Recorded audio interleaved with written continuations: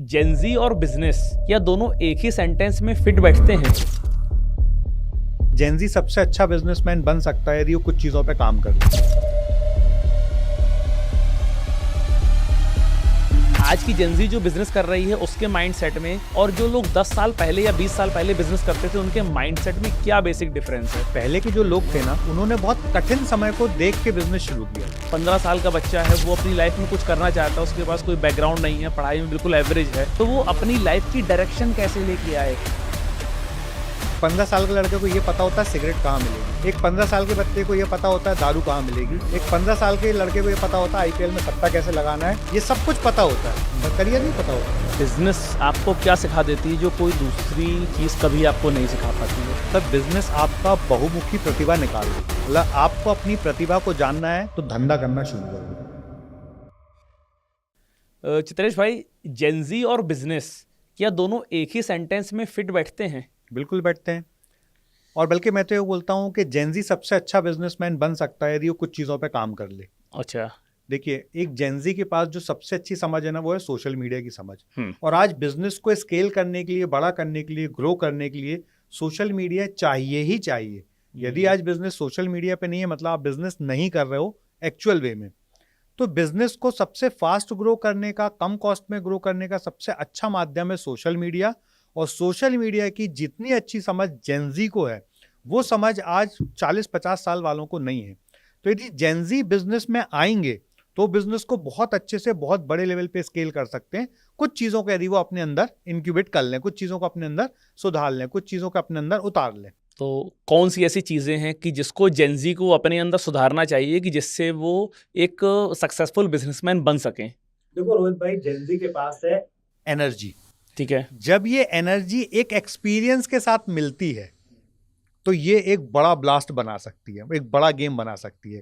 तो यदि जेनजी कोई अच्छे एक्सपीरियंस पर्सन को अपने साथ रखे और अपने अंदर एक पेशेंस डेवलप कर ले, तो आप ये मान के चलिए बिजनेस को वो किसी भी लेवल पे स्केल कर सकते हैं। अधिकतर जो बिजनेस फेल हुए हैं, अधिकतर जो जेनजी डूबते हैं, वो केवल इसलिए डूबते हैं क्योंकि उनको थोड़ा ओवर कॉन्फिडेंस हो जाता है और वो एक्सपीरियंस लोगों को इग्नोर कर देते हैं।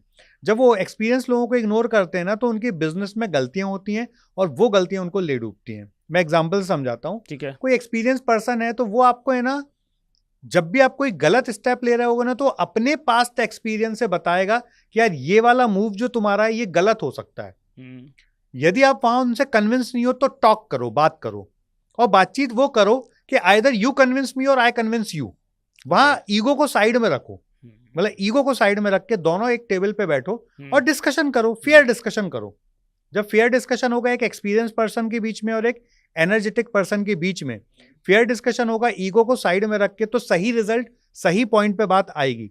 और यदि इस तरीके से बिजनेस डेवलप करे जेनजी, तो आप ये मान के चलो रोहित भाई, Gen Z will be the most successful businessman in this country right now. आज जो एरा चल रहा है उस एरा के हिसाब से। लेकिन अभी चित्रेश भाई आपने एक बात बताई कि जेनजी के पास सोशल मीडिया है और आप बोल रहे हो कि आज की डेट में जो भी बिजनेस सोशल मीडिया में नहीं है इसका मतलब कि वो बिजनेस हो ही नहीं रहा है।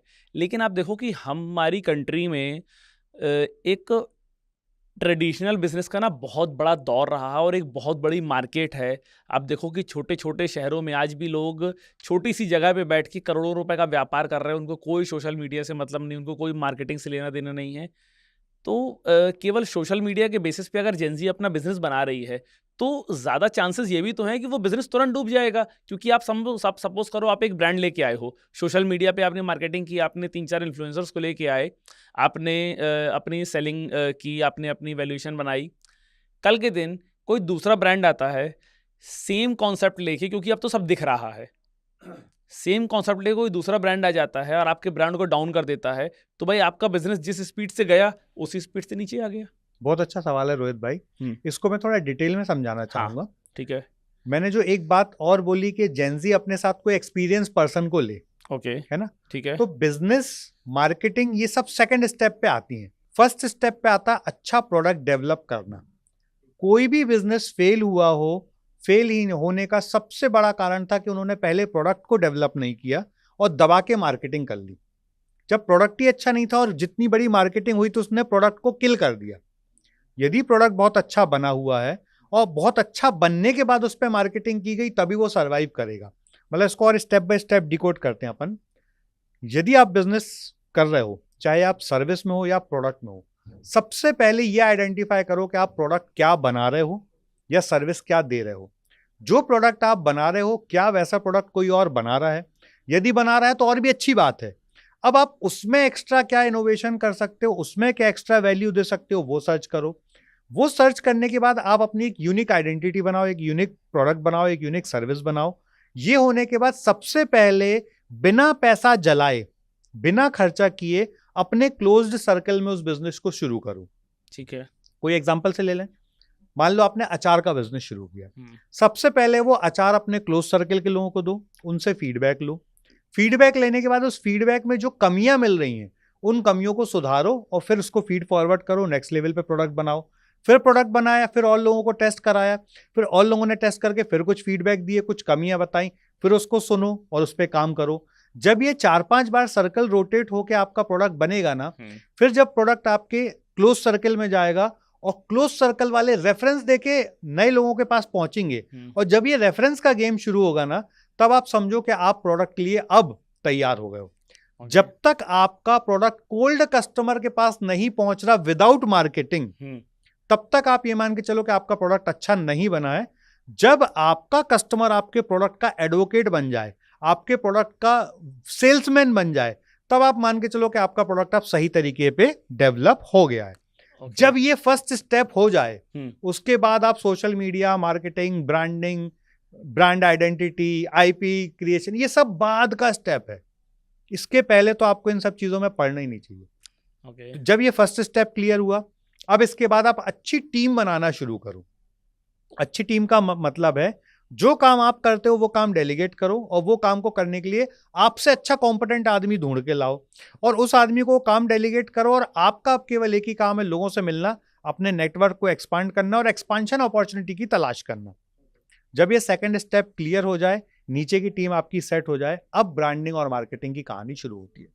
तो जिसने ये सब नहीं किया और वो सोशल मीडिया पे आएगा तो डेफिनेटली फेल होगा।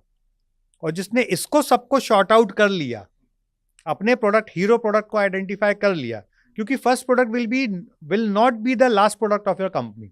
पहला प्रोडक्ट केवल एक्सपेरिमेंट के लिए बनता है। जब वो प्रोडक्ट पे काम कर करके आप उस प्रोडक्ट को नेक्स्ट लेवल पे लेके जाते हो, तब आपका रियल प्रोडक्ट इनोवेट होता है। जब आपका रियल प्रोडक्ट इनोवेट हो जाए, फिर आप टीम बनाओ, टीम बनने के बाद फिर ब्रांडिंग मार्केटिंग पे आप काम शुरू करो। तो जब तक आप वहां नहीं पहुंच रहे और आपने सोशल मीडिया का यूज किया, तो 100% आप डूबोगे और चांसेस ही नहीं। मैक्सिमम केसेस में यही हो रहा है, यही होता है। जितने भी नए ब्रांड आ रहे हैं, अब देखो आज की डेट में सर क्या है, कॉन्ट्रैक्ट मैन्युफैक्चरिंग बहुत ट्रेंडिंग है। कि मतलब आपने सोचा कि यार मेरे को एक पर्टिकुलर कुछ प्रोडक्ट सेल करना है, सपोज परफ्यूम आपको सेल करना है, आप किसी भी मैन्युफैक्चरर के पास जाओगे, भाई मेरे ब्रांड की 100 बॉटल बना दो। आप सोशल मीडिया में जाओगे, ब्रांडिंग करोगे, थोड़ी सी मार्केटिंग करोगे, 100 बॉटल बिक जाएंगी, आप सोचोगे मेरा ब्रांड बन गया, वैल्यूएशन उठाओगे, अपने घर चले जाओगे। और जो ट्रेडिशनल बिजनेस थे ना, उस पे लोग टाइम देते थे, उस पे लोग अपना समय लगाते थे, धंधा बनाते थे, प्रॉफिट कमाते थे और उनको सालों साल चलाते थे। तो अगर मैं एक सवाल आपसे पूछूं इन दोनों चीज़ों को लेके कि आज की जेनजी जो बिजनेस कर रही है उसके माइंडसेट में, और जो लोग 10 साल पहले या 20 साल पहले बिजनेस करते थे उनके माइंडसेट में क्या बेसिक डिफरेंस है? देखो रोहित भाई, एक ही बेसिक डिफरेंस है। पहले के जो लोग थे ना, उन्होंने बहुत कठिन समय को देख के बिजनेस शुरू किया था। तो जब उन्होंने बहुत कठिन समय को देख के बिजनेस शुरू किया था ना, तो उन्होंने अपनी प्रिपरेशन इतनी स्ट्रांग रखी थी कि उनको पता था कि ये होगा तो मैं ये कर सकता हूं, ये होगा तो मैं ये कर सकता हूं, ये होगा तो मैं ये कर सकता हूं। मतलब उन्होंने वर्स्ट केस सिनेरियो पहले से देखे हुए थे और उन्होंने अपने बिजनेस को वर्स्ट केस सिनेरियो में कैसे सर्वाइव करना है, कैसे मुझे इसको बना के रखना है, उनको पता था। आज के जो जेनजी हैं, उन्होंने वर्स्ट केस सिनेरियो कभी देखा भी नहीं और सोचते भी नहीं। उनको तो क्या लगता है, राम सफल हो गया मैं भी सफल हो जाऊंगा, श्याम सफल हो गया मैं भी सफल हो जाऊंगा, मोहन सफल हो गया मैं भी सफल हो जाऊंगा। राम, श्याम, मोहन ने क्या किया था वो उनको पता ही नहीं है, उसके बारे में सोचना ही नहीं है, और वो सोचते भी नहीं है, उस पर रिसर्च भी नहीं करते हैं। फॉर एग्जाम्पल, आप सोशल मीडिया इन्फ्लुएंसर हो, आप कंटेंट क्रिएट करते हो, अब आप यहां तक पहुंचने में आपने कितने स्ट्रगल किए वो आपको पता है, राइट। पर मैं कल शुरू करूं जर्नी और मैं बोलूं मैं भी रोहित भाई जैसा सफल हो जाऊंगा, करना क्या है, बस कैमरा ऑन करो, वीडियो बनाने शुरू कर दो। तो ये वीडियो पे बोलने के लिए जो आप कंटेंट अंदर से निकाल रहे हो ना, ये आपने कई साल चप्पलें घिसी हैं, मैदान में जाके, तब ये कंटेंट का फ्लो निकल रहा है, तब आप वो फ्लो में बात कर पा रहे हो, तब आप इंस्टेंट जवाब दे पा रहे हो, तब आप कंटेंट बना पा रहे हो। तो कंटेंट बनाना और जिंदगी जीना दोनों में बड़ा फर्क है। बिल्कुल यही एक फर्क है कि जिन लोगों ने रियल लाइफ जिंदगी जी है, चप्पलें घिसी हैं, उनके पास कितने भी थपेड़े आ जाएं जीवन में, वो गिर के फिर खड़े हो जाएंगे। पर जिन्होंने वो थपेड़े का कल्पना ही नहीं की ना, वो एक बार गिरते हैं और गिरे ही रह जाते हैं। तो मुश्किल ये नहीं है कि जीवन में थपेड़े आ रहे हैं, मुश्किल ये है कि गिरने के बाद खड़े होने का आपके पास करेज नहीं है, क्योंकि आपको पता ही नहीं है कि गिरने के बाद खड़े होते कैसे, क्योंकि आपने कभी वर्स्ट केस सिनेरियो इमेजिन ही नहीं किया है। देखा तो छोड़ दीजिए सर, इमेजिन भी नहीं किया ना। उनको हरा हरा लाइफ दिखती है। यही एक कारण है आज भारत में गर्व की बात है कि 126 यूनिकॉर्न है, पर बड़े दुख की बात है कि 126 में से 95 लॉस मेकिंग है। कितने दुख की बात है। केवल 28 पैसा कमा रहे हैं और बाकी सब लॉस कर रहे हैं। सब लॉस कर रहे हैं। तो ऐसे कौन लोग हैं, मतलब हम और आप एक ऐसी फैमिली से बिलोंग करते हैं जहाँ पे ट्रेडिशनल बिजनेसेस होते हैं, और हमारे यहाँ बिजनेस का धंधे का मतलब होता है केवल मुनाफा। तो भाई जब इस लेवल पे वो लोग पहुंच गए हैं, उसके बाद भी कंपनी लॉस में चल रही है, तो कौन ऐसे लोग हैं जो उसमें पैसा डाल रहे हैं, जिनके पैसे में वो आग लगा रहे हैं? सर देखो, एक पूरी, मैं तो बोलूंगा गैंग है, गैंग है पूरी। ठीक है, एकदम प्री प्लान्ड गैंग है। हाँ। जिनको ये पूरा गेम बहुत अच्छे से समझ आ गया है। ठीक है, उनको पता है एक कंपनी हमारे पास आई, मान लो वो 1 करोड़ का धंधा कर रही है, इसको हम 1 करोड़ 2 करोड़ रुपए फंड देंगे और इसके कहेंगे खूब पैसे जला, खूब एडवर्टाइजमेंट कर, खूब कॉस्ट ऑफ कस्टमर एक्विजिशन कुछ भी आए। ठीक है, 100 रुपए का माल बेचने के लिए 300 रुपए की लीड कॉस्ट आ रही है, फिर भी 100 रुपए का माल बेचना है क्योंकि हमें सेल्स नंबर बढ़ाने हैं। तो पहला इन्वेस्टर आता है मान लो 1 करोड़ की वैल्यू पे, वो पैसा देता है जलाने के लिए, पैसा जला के वो 1 करोड़ का धंधा ले आते हैं 5 करोड़ पे या 2 करोड़ पे, फिर वो 2 करोड़ पे और बड़ी वैल्यूएशन हो गई कंपनी की, क्योंकि आज वैल्यूएशन का पीछे बेसिस प्रॉफिट नहीं है, केवल सेल्स के नंबर है, केवल रेवेन्यू है। तो जब वो नेक्स्ट लेवल का रेवेन्यू आया तो बड़ा इन्वेस्टर आया। अब पहले इन्वेस्टर ने अपना पैसा निकाला और उसको पहले दिन पता था कि मैं इस कंपनी में दांव लगा रहा हूं और इस कंपनी में मुझे री इन्वेस्ट करने के लिए, मतलब होता है ना राउंड, नेक्स्ट राउंड के लिए कौन चाहिए, ABCD जो करते हैं, तो नेक्स्ट राउंड के लिए मुझे कौन सा इन्वेस्टर मिल जाएगा वो उसको पहले दिन पता है। ठीक है, कि पहले दिन मैं आऊंगा, नेक्स्ट लेवल पे मैं इसको लेके आऊंगा, फिर वो नेक्स्ट लेवल वाले को भी पता है कि अब नेक्स्ट लेवल पे उसको किसको लेके आना है। पहला इन्वेस्टर आया 1 करोड़ पे, दूसरा आया 2 करोड़ पे, तीसरा आया 5 करोड़ पे, चौथा आया 10 करोड़ पे।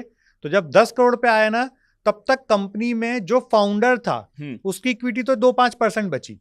अच्छा, अब आप ये बताओ, यदि आपकी कंपनी में आपकी 5% हिस्सेदारी बचती है, हाँ, तो आपका मोटिवेशन रहेगा काम करने का? दीपेंद्र गोयल की बात कर रहे हैं आप? बताइए, मोटिवेशन रहेगा? बिल्कुल ही रहेगा। और मोटिवेशन भी नहीं रहेगा, दूसरी चीज, आप जितना पैसा पूरी लाइफ में उस बिजनेस से नहीं कमा सकते, तो उतना पैसा आपको इन्वेस्टर के थ्रू मिल गया, तो आपको तो गोल कंप्लीट हो गया। गोल कंप्लीट हो गया, एग्जैक्टली। अब वहीं आप देखो, जोहो के फाउंडर को देखो, ठीक है, आप जीरोधा के फाउंडर को देखो, ठीक, ये भी स्टार्टअप ही है ना? बिल्कुल है, और बूटस्ट्रैप है और प्रॉफिटेबल है। राइट। तो दोनों की सोच में क्या फर्क था? एक फाउंडर की सोच थी कि मैं तो प्रॉफिटेबल बिजनेस बनाऊंगा, इन्वेस्टर आए या ना आए। एक फाउंडर की थी कि मुझे तो इन्वेस्टर चाहिए, प्रॉफिट हो या ना हो। ठीक, तो जिनकी सोच ये थी कि मुझे इन्वेस्टर चाहिए, प्रॉफिट हो या ना हो, वो बायजूस बन जाते हैं। और जिनकी सोच ये थी कि मुझे अच्छा प्रोडक्ट बनाना है, मुझे प्रोडक्ट में मेहनत करनी है, वो जोहो बन जाते हैं।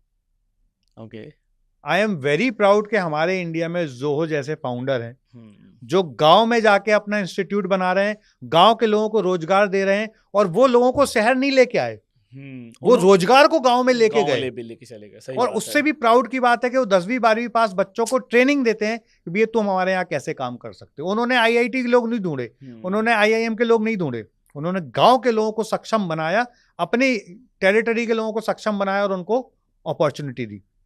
यदि जोहो जैसे 5, मान लो हमारे देश में 1 लाख गांव हैं, तो केवल 1 लाख फाउंडर जोहो जैसे बन जाए ना रोहित भाई, तो भारत भी अमेरिका बन सकता है।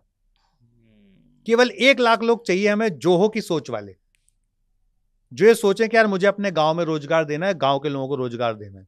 लेकिन हर किसी को अपनी टोपी दूसरे को पहनाने की पड़ी है, कहाँ मिलेंगे ऐसे सर ये founders? गेम ज्यादा दिन नहीं चलेगा, वैसे भी बहुत लंबा इस पे स्लो डाउन आ गया। जो पैसा 2020, 21, 22 के पीरियड में मिल रहा था, अब वो पैसा मिल भी नहीं रहा। अच्छा। अब इन्वेस्टर भी प्रॉफिटेबल ऑर्गेनाइजेशन ढूंढ रहा है, और जो छोटे मोटे गेम चल रहे हैं ना, ये भी अगले 2-3 साल में बंद हो जाएंगे। अच्छा। जब तक पैसा आ रहा था, क्योंकि आईपीओ में आने के बाद जब सारे के सारे लोग औंधे मुंह गिर रहे हैं, अब बहुत सारे, मतलब मंच पे नाम लेना ठीक नहीं है, पर आप बहुत सारे एग्जाम्पल देख चुके हो कि आईपीओ खोला था 900 रुपए पे, हाँ। और आज 100 रुपए का स्टॉक हो गया है। बिल्कुल। तो ये गेम कब तक चलेगा भाई? एक समय पे तो इन्वेस्टर समझ जाएगा ना कि भैया ये जो जिनको प्रॉफिटेबल नहीं है, इनमें मुझे पैसा लगाना ही नहीं है। जब आईपीओ सब्सक्राइब ही नहीं होगा तो सफल कैसे होगा? लेकिन सर बात ये है ना कि चलो, जब तक इन्वेस्टर्स के बीच में बात ठीक थी कि आपने एक की टोपी दूसरे को पहनाई, दूसरी को वो टोपी तीसरे को पहनाई, अब जो लास्ट वाला है वो आईपीओ का वेट कर रहा है, उसने भी अपनी एग्जिट ले ली। तो यहाँ पर आपको नहीं लगता कि जो कंपनीज प्रॉफिट नहीं बना रही हैं, ऐसी कंपनीज को गवर्नमेंट के द्वारा ऑथराइज, मतलब गवर्नमेंट के द्वारा परमिशन भी मिलनी चाहिए आईपीओ लाने की? क्योंकि eight the end of the day आप आईपीओ ले आए, जनता का पैसा फंस गया, उसका पैसा मर गया, तो फिर तो कंपनी अपना पैसा निकाल के चली गई है। तो यहाँ पर तो अगर जनता का पैसा मर रहा है तो उसके लिए तो कहीं ना कहीं गवर्नमेंट या फिर सेबी भी रिस्पॉन्सिबल है। सर 101% सेबी ही रिस्पॉन्सिबल है। सेबी ने अभी कुछ साल पहले ये नियम लेके आए कि हम रेवेन्यू बेसिस पे भी आईपीओ लाने की इजाजत देते हैं। उसमें उन्होंने एक क्लॉज जरूर रखा है कि एक सर्टेन अमाउंट ऑफ पैसा ही आप रेस कर सकते हो, है ना। पर मैं 100% इसके खिलाफ हूँ। मतलब मेरी व्यक्तिगत आप राय मानो तो मैं बोलूंगा ऐसे लोगों को आईपीओ लाने की परमिशन होनी ही नहीं चाहिए। बिल्कुल, जिन्होंने आज तक कभी प्रॉफिट का नशा चखा नहीं है, ऐसे लोगों को होना ही नहीं चाहिए परमिशन। देखो, गवर्नमेंट सीड फंडिंग देती है, जरूर देना चाहिए। बिल्कुल। गवर्नमेंट इंक्यूबेशन सेंटर का सपोर्ट देती है, जरूर देना चाहिए। गवर्नमेंट मेंटरशिप का सपोर्ट देती है, जरूर देना चाहिए। इन्वेस्टर पैसे का सपोर्ट करते हैं, जरूर करना चाहिए। पर इन्वेस्टर को पैसा देने के साथ साथ ये जिम्मेदारी भी देनी चाहिए कि भैया इसको अपने को प्रॉफिटेबल बनाना है। हमें केवल रेवेन्यू गेम में नहीं जाना, हमें प्रॉफिटेबल बनाना है। ये इन्वेस्टर की जिम्मेदारी होनी चाहिए। और फाउंडर को भी उसी इन्वेस्टर से पैसा लेने चाहिए जो पैसे के साथ साथ धंधा बड़ा करने की समझ भी दे। यदि कोई इन्वेस्टर आपकी कंपनी में इन्वेस्ट कर रहा है और केवल पैसा दे रहा है ना, तो सबसे गरीब इन्वेस्टर है। मतलब मैं अपनी कंपनी में किसी इन्वेस्टर को लेके आऊंगा तो मैं उससे कहूंगा भैया पैसा तो ठीक है जो दे रहा हो, ठीक है, इसके साथ तुम टेबल पे क्या लेके आ रहे हो? क्या तुम मुझे अपना नेटवर्क दोगे? क्या तुम मेरी सेल्स बढ़ाने में हेल्प करोगे? क्या तुम मेरे को प्रोडक्ट डेवलप करने में हेल्प करोगे? क्या मेरी R&D में आप सपोर्ट करोगे? क्या मेरे एक्सपांशन में आप सपोर्ट करोगे? किस चीज में आप मुझे सपोर्ट कर सकते हो? तो आप मेरी कंपनी में इन्वेस्टर बन के आओ। अगर मुझे केवल पैसे के लिए इन्वेस्टर नहीं चाहिए। ये सोच यदि फाउंडर लेके आए तो उनका एक्सपांशन बहुत अच्छा होगा, प्रॉफिटेबल होगा। आज फाउंडर एक बार इन्वेस्टर ले आता है ना, तो वो जैसे बैरियर में, आपने बैरियर देखो ना, जो बैरल होते हैं, yes. उसमें जो छर्रा होता है ना, हाँ. उसकी वो हाल हो जाती है। वो नीचे से भी दबता है, ऊपर से भी दबता है, और घूमता तो है, मेहनत तो कर रहा है, कर कर कर कर कर कर कर कर कर कर, पर जब रुकता है तो देखता है वहीं खड़ा हूँ, मैं तो कहीं बड़ा ही नहीं। लेकिन बात ये है ना सर कि आज की डेट में धंधा करना किसको है? देखो, जो भी स्टार्टअप फाउंडर्स हैं, थोड़ा सा पैसा कमा के सब एंजल इन्वेस्टर्स बन जाते हैं, अपने फैमिली ऑफिस खोल लेते हैं कि भाई तुम धंधा लेके आओ, आइडिया लेके आओ, हम पैसा देंगे और फिर हम भी ऊपर किसी को ढूंढेंगे। तो ये सिस्टम में जैसे जैसे चीज़ें आगे बढ़ती जा रही हैं ना, लोगों के मन से बिजनेस करने की सोच खत्म होती जा रही है।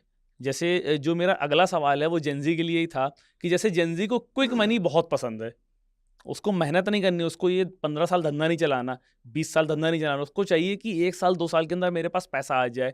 और इसका रीज़न सिर्फ यही होता जा रहा है कि लोग बिजनेस नहीं करना चाह रहे हैं, लोग बिजनेस में पैसा लगा के उससे पैसा कमाना चाह रहे हैं। तो जब भाई बिजनेस होगा नहीं, कंपनी चलेगी नहीं, तो पैसा आएगा कहाँ से?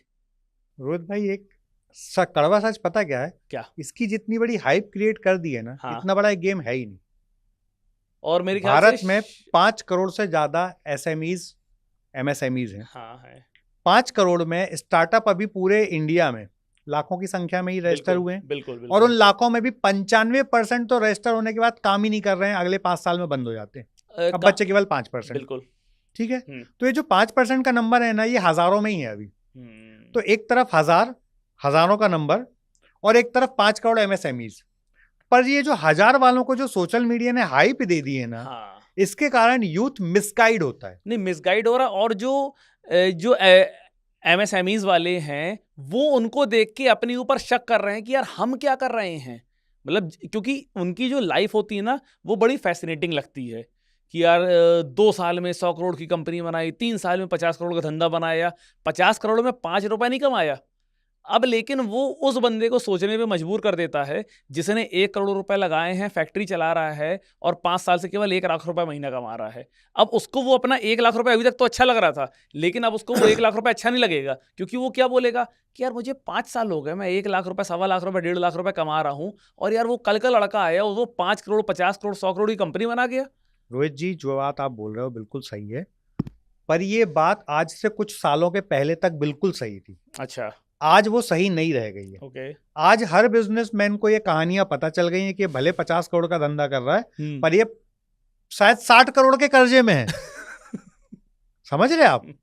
तो आज एमएसएमईज को ये बात समझ में आ रही है। ठीक है। बहुत कुछ लोग, जो मैंने बोला ना कि उन 1000 के नंबर्स वाले लोगों को हाइप जो मिल गई है, तो आप देखो उनकी फैन फॉलोइंग जो है ना वो सारी फुकरी ऑडियंस है, फुकरी वाली, जिसके पास कोई काम नहीं ना वो उनको आइडियल मानते हैं, जिनके पास अच्छा काम है वो उनको आइडियल भी नहीं मानते, वो उनको फैसिनेट भी नहीं होते हैं और वो उनके पीछे भागते भी नहीं, वो अपना धंधा बनाने में लगे। आज भारत में आज भी छोटे शहरों में जो धंधा हो रहा है, छोटे शहरों में कतली ओढ़ ओढ़ के जो लोग भी घी पी रहे हैं ना, उनकी संख्या बहुत ज्यादा है। मतलब कहने का मतलब बहुत सारे लोग तो लाइमलाइट में है ही नहीं जो करोड़ों का धंधा कर रहे हैं। एक्चुअली जो उनको लोग पहचानते ही नहीं है। एक्चुअली जो धंधा कर रहे हैं ना, जो करोड़ों रुपए कमा रहे हैं, वो कभी सामने दिखते भी नहीं है। दिखते भी नहीं है। They are busy in their own work. Exactly, है ना? तो कुछ लोग हैं जिन्होंने स्टार्टअप के नाम पे बड़ा पैसा भी उठाया, हर राउंड में उन्होंने नई कारें भी खरीदी, हर राउंड में उनके नए घर बन गए, पर at the end of the day they are not able to survive, they are struggling. आप उनके संघर्ष देखोगे ना तो आपको पता चलेगा। कुछ अच्छे लोग भी हैं, देखो कुछ बहुत अच्छे लोग भी हैं, मैं ऐसा नहीं बोलता हूँ सारे लोग ऐसा ही कर रहे हैं। जैसे मैंने बोला ज़ोहो की बात की मैंने आपसे, जैसे मैंने आपसे बात की आज डिलीवरी को देखो, आप डिलीवरी भी आज प्रॉफिटेबल, बिल्कुल प्रॉफिटेबल है। आज नायका को देखो, नायका आज प्रॉफिटेबल है। तो कुछ लोग बहुत अच्छा काम भी कर रहे हैं, पर जो अच्छा काम नहीं कर रहे हैं ना उनको ज़्यादा वेटेज मिल रही है। तो जब उनको जो वेटेज मिल रही है ना, वो वेटेज कौन दे रहा है? वो आपके मेरे जैसे लोग ही दे रहे हैं ना। आज सोशल मीडिया पे उनकी जो हाइप बनाई, किसने बनाई? आपने और मैंने ही बनाई। बिल्कुल।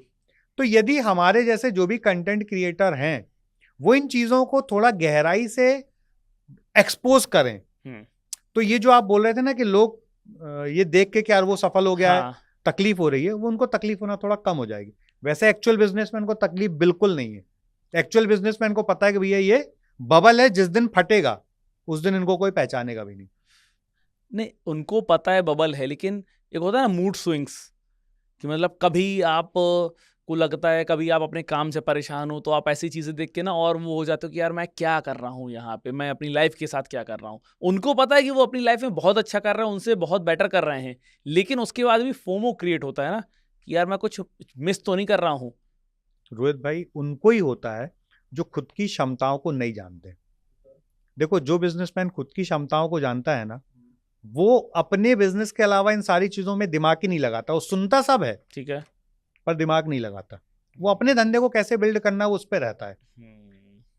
मेरे एक बहुत अच्छे मित्र हैं वो हम एक वर्कशॉप करते, उस वर्कशॉप में आए थे। नो दैट सेल्फ के नाम से हम एक वर्कशॉप करते हैं, अनुराग जी और मैं उस कंपनी में पार्टनर हैं, ठीक है। वो उस वर्कशॉप में आए और वर्कशॉप से जाने के 6 महीने बाद उन्होंने बोला कि चित्रेश भाई, मैंने अपने जीवन में जितना पैसा 40 साल में नहीं कमाया था उतने 6 महीने में कमाया। अच्छा। मैंने कहा ऐसा क्या हुआ? बोले उन 6 दिनों के ब्रेक में मुझे ये समझ में आ गया कि मैं, परमात्मा ने मुझे किस काम के लिए बनाया। मतलब उनका बंदे का नाम भी बताता हूँ मैं, जीएस पाजी नाम है, यूएसए से आए थे हमारे प्रोग्राम में। जीएस भाटिया नाम है जी। और उन्होंने मुझे बोला कि मुझे यहाँ आने के बाद पता चला कि यार सब कुछ अबंडेंस में है, मैं क्यों अबंडेंस के माइंडसेट में नहीं था। और जब मुझे ये रियलाइज हुआ कि मैं अबंडेंस के माइंडसेट में नहीं था, और जैसे मैंने अपने माइंडसेट को अबंडेंस के माइंडसेट में लेके आया, मैंने अपने जीवन में 6 महीने में वो पैसा बनाया जो मैंने 40 साल में नहीं बनाया था। तो इसमें जो सबसे बड़ा गेम है ना रोहित भाई, एक ही चीज है, बिजनेसमैन जो सफल नहीं हो पा रहा है या जो कुड़ रहा है ना, उसने अपने बिजनेस, रूटीन बिजनेस में से कभी एक ब्रेक लिया ही नहीं एनालाइज करने की, यार परमात्मा ने मुझे किस काम के लिए बनाया और मैं क्या बड़ा कर सकता हूँ। यू मीन टू से कि अगर आप बहुत टाइम से कोई एक पर्टिकुलर बिजनेस कर रहे हो तो कुछ टाइम के लिए आप उस बिजनेस से ब्रेक लो और सोचो कि आप इसके अलावा भी कुछ और कर सकते हो। सर मैं इसका थोड़ा सा और अलग बोलता हूँ। हाँ। मैं बोलता हूँ कि कोई भी बिजनेसमैन है, उसको अपने साल, पूरे साल के कैलेंडर में 4 छुट्टियों की जगह बनानी चाहिए। ठीक है। पहली छुट्टी ले वो अपनी पूरी फैमिली के साथ, माता पिता भाई बहन बच्चे सबके साथ जाए, एक छुट्टी मनाए। दूसरी छुट्टी मनाए वो केवल अपनी वाइफ के साथ। तीसरी छुट्टी मनाए वो अपने दोस्तों के साथ, उन दोस्तों के साथ जिनके साथ वो किसी भी हद तक हंसी मजाक कर सकता है, जिसके सामने वो एकदम शुद्ध हिंदी में बोले पूरा नंगा हो, मतलब कोई पर्दा ना हो, उन दोस्तों के साथ। और चौथी सबसे इंपॉर्टेंट छुट्टी मनानी चाहिए अपने आप के साथ, अपने आप के साथ बस। जब आप अपने आप के साथ छुट्टी मनाते हो ना, बिना मोबाइल के, बिना कोई फ्रेंड के, बिना फैमिली मेंबर के, तो पहले दिन तो आप बोर होगे, पहले दिन आपको समझ में नहीं आएगा क्या करूं। पर 1 दिन 2 दिन का समय निकलने के बाद आप जब मन से यहां से शांत हो जाओगे ना, उसके बाद वहां से जो मैसेजेस आते हैं ना, वो मैसेजेस आप पढ़ना शुरू कर पाओगे।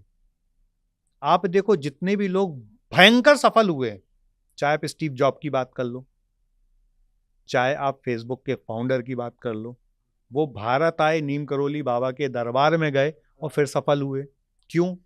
क्योंकि उन्होंने जब ब्रेक लेके वहां पहुंचे और उनको जब यूनिवर्स के सिग्नल मिले ना, तब उनको पता चला कि यार परमात्मा ने तुम्हें किस काम के लिए बनाया था और तुम क्या काम कर रहे हो। तो जीवन में ब्रेक लेना बहुत जरूरी है रोहित भाई। और जिसने इस स्ट्रेंथ को समझा है, वो अपने जीवन में सबसे बड़े लक्ष्य हासिल कर पाया। यदि भारत के प्रधानमंत्री नरेंद्र मोदी जाके केदारनाथ में जाके गुफाओं में जाके 1 दिन बिताते हैं, कन्याकुमारी में जाके स्वामी विवेकानंद जी के स्थान पे जाके 1 दिन बिता रहे हैं, तो क्यों बिताते हैं? कुछ ना कुछ तो कारण होगा। उनसे बिजी आप और मैं तो नहीं है। बिल्कुल नहीं है। भारत का प्रधानमंत्री हमसे तो बिजी है ना, बहुत ज्यादा।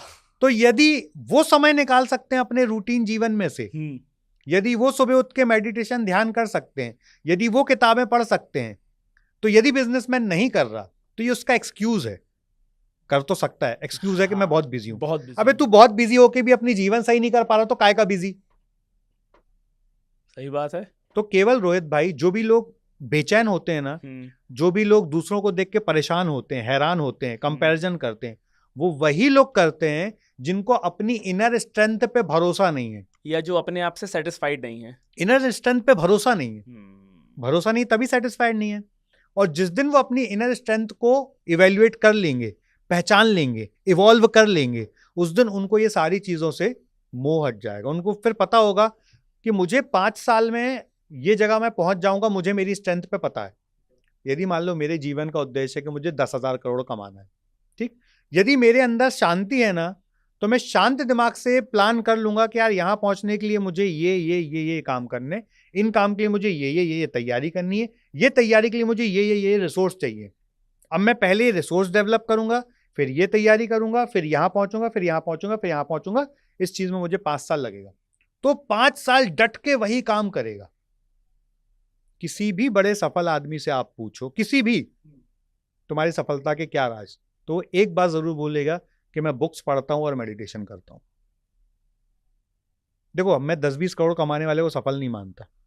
जो भी अल्ट्रा रिच बने हैं ना, उनमें 2 हैबिट सब में है। अब जरूरी नहीं कि आप ऐसे बैठ के ध्यान कर रहे हो वही ध्यान है। लोग स्विमिंग करते करते ध्यान करते हैं, लोग किताब पढ़ते पढ़ते ध्यान करते हैं, लोग गाड़ी ड्राइव करते भी ध्यान करते हैं। जो काम आप कर रहे हो रोहित जी, उस काम में आपका 100% दिमाग यदि लगा है, मतलब आप ध्यान में हो। हम दोनों अभी पॉडकास्ट कर रहे हैं, और पॉडकास्ट करते वक्त यदि मेरा पूरा 100% अटेंशन आपके ऊपर है और आपका पूरा 100% अटेंशन मेरे ऊपर है, मतलब we are in the state of meditation. Okay, तो जो इस स्टेट को हासिल कर लेता ना, कि तुम जो कर रहे हो वही हो जाओ। यदि तुम किताब पढ़ रहे हो तो किताब ही हो जाओ, यदि तुम चल रहे हो तो चलना ही हो जाओ। अब देखो, आज हम टीवी देखते हैं, खाना खाते हैं, तो ना तुम खाना खा रहे हो ना तुम टीवी देख रहे हो। समझ रहे आप बात? जब आप खाना खा रहे हो तो केवल खाना खाओ भैया। जब आप बच्चे के साथ, आप बच्चा गोद में बिठाए हो और टीवी देख रहे हो, आपको लग रहा है आप बच्चा खिला रहे हो, आप धोखा दे रहे हो अपने आप को। तो वो हर बिजनेसमैन हैरान परेशान है जिसने खुद की स्ट्रेंथ को नहीं जाना, और खुद की स्ट्रेंथ को ना जानने उसके पीछे कारण ही ये है कि उसने अपने रूटीन के डे टू डे शेड्यूल से खुद के लिए टाइम नहीं निकाला। यदि रोहित भाई आप अपने साल भर के कैलेंडर में अपने लिए 4 दिन छुट्टी नहीं निकाल सकते तो तुम कितने गरीब आदमी हो भाई। फिर काम किस लिए कर रहे हो? कितने गरीब हो, तुम्हारे पास खुद के लिए 4 दिन नहीं है। लोग बोलते ना यार 4 दिन चला गया तो धंधा बंद हो जाए। अबे भाई तू ऊपर चला गया तो वैसे ही धंधा बंद होना है। सही बात है, सही बात है। इस पे मेरा एक सवाल आता है जैसे एक लोगों का माइंडसेट ये रहता है कि यार अभी एंजॉय कर लो, अभी एंजॉय करने का टाइम है और कमाने के लिए पूरी ज़िंदगी पड़ी है। एक दूसरा माइंडसेट आता है कि यार अभी टाइम है, अभी कमा लो, फिर एंजॉय करने के लिए पूरी ज़िंदगी पड़ी है। तो इन दोनों का बैलेंस कैसे बनाया जाएगा? बहुत अच्छा सवाल रोहित जी। रोहित जी मैं ऐसा मानता हूं जीवन में, जब आपके जीवन में सबसे पीक एनर्जी है ना, तब पूरा टाइम, एनर्जी, एफर्ट अपने आप को ग्रो करने में लगाओ। क्योंकि आप अपने जीवन में सबसे इंपॉर्टेंट एसेट यदि कोई है वो है आप स्वयं। वो समय यदि आपने फालतू चीजों में लगा दिया तो आप अपने आप को वहां नहीं ले जा पाओगे जहां जाने के लिए परमात्मा ने आपको जन्म दिया। तो पहले 5-10 साल पूरा टाइम, एनर्जी, एफर्ट खुद को डेवलप करने में लगा दो। मैं एग्जांपल समझाता हूं।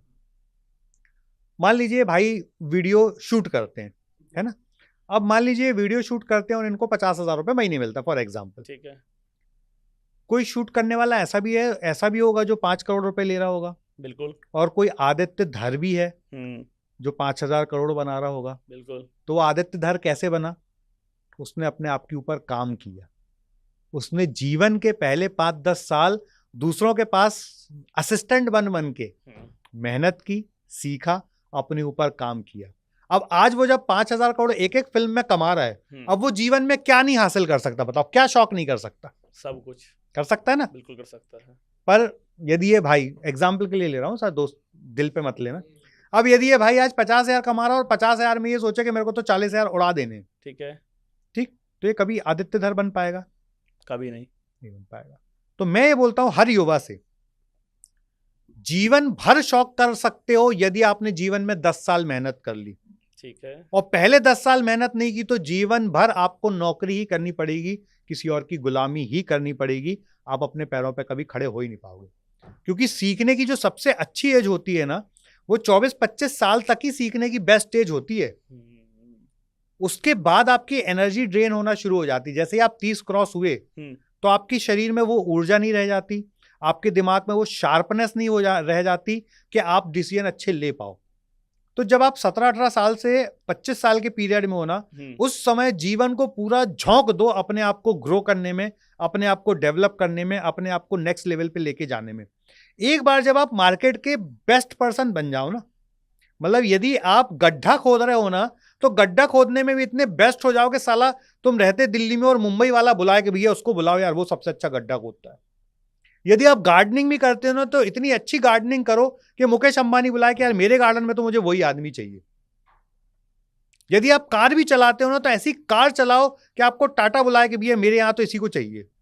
लेकिन सर यहाँ तो बात हो गई परफेक्शन की, कि मतलब आप बोल रहे हो कि अपने काम पे आपको इतना परफेक्ट होना चाहिए, लेकिन बहुत सारे लोग जो परफेक्शन ढूंढने चले जाते हैं वो लोग कभी प्रोफेशनल नहीं बन पाते हैं। सर मैं परफेक्शन की बात नहीं कर रहा हूं, मैं बात कर रहा हूं कि आप अपने काम में इतने ज्यादा एक्सपर्ट बन जाओ कि आपके जैसा मार्केट में कोई दूसरा आदमी ना हो, है ना।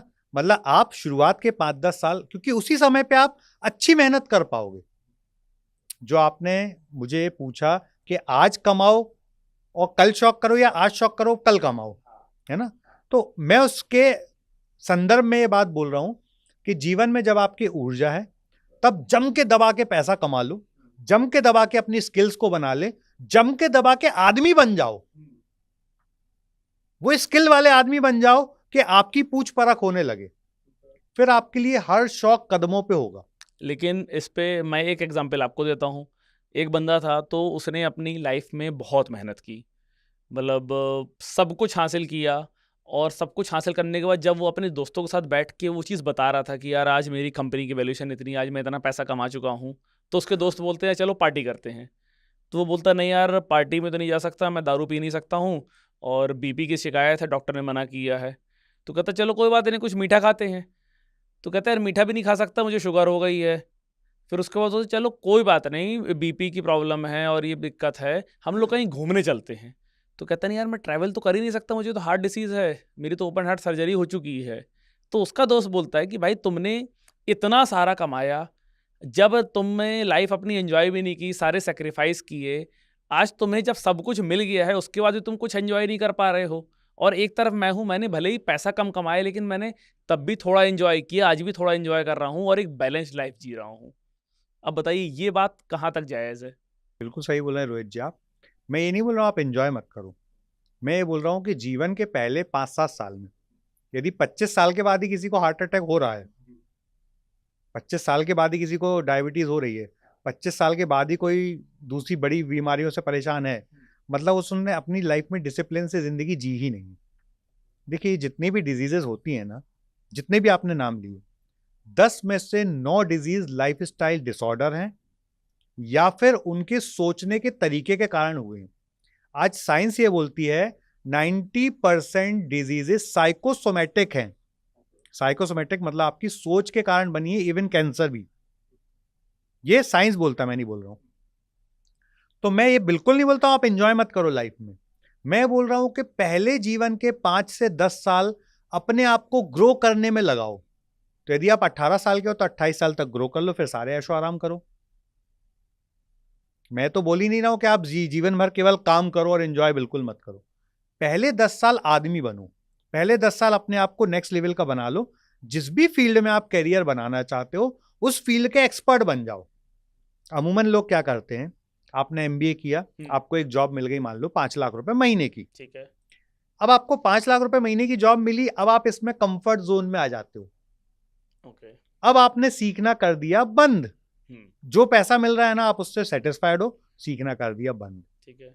यदि यहीं पे आप 5 लाख रुपए सैलरी के साथ भी वीकेंड पे पार्टी ना करके वीकेंड पे कोई एआई का स्किल सीख लो, कोई ऐसा स्किल सीख लो जो आपके बिजनेस से कोरिलेट करता हो, और हर हफ्ते थोड़ा थोड़ा पढ़ के थोड़ा थोड़ा अपग्रेड करके 1 साल जब आप लगातार अपग्रेड करोगे तो जो आपके साथ 5 लाख में ज्वाइन हुए थे उनकी सैलरी होगी 5.5 लाख और आपकी सैलरी हो जाएगी 7 लाख। फिर आप लगातार 1 साल काम करोगे तो इनकी सैलरी होगी 6 लाख, आपकी सैलरी हो जाएगी 10 लाख।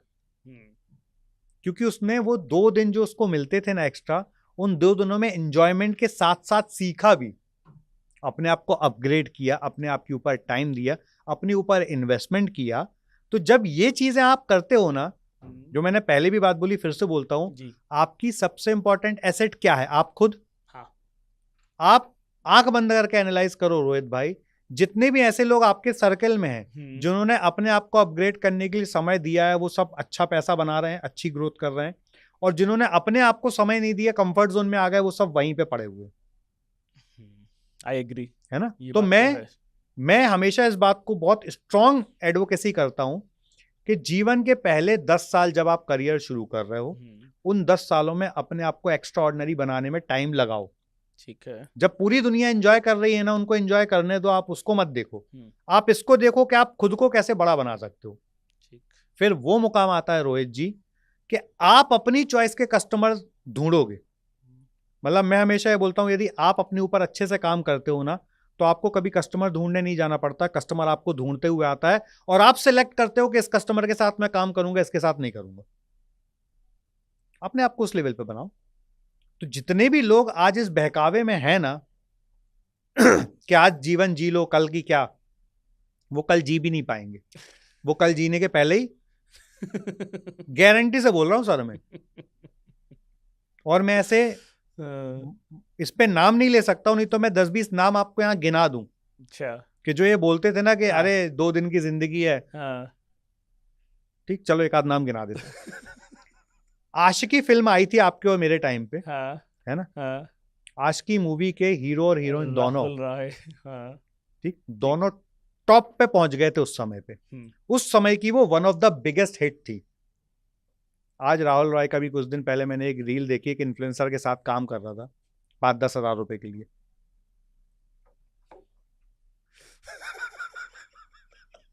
ठीक है ठीक है, इसीलिए मुझे हंसी आ गई। आज वो, मतलब बोलना नहीं चाहता हूं, भगवान क्षमा करना मुझे, 50-50 हजार में अवार्ड बांटने चले जाते हैं। फैक्ट है। अब उसी समय पे एक और स्टार था अजय देवगन, उसी समय पे एक और स्टार था अक्षय कुमार, उसी समय पे एक और स्टार था शाहरुख खान, उसी समय पे एक और स्टार था सलमान खान।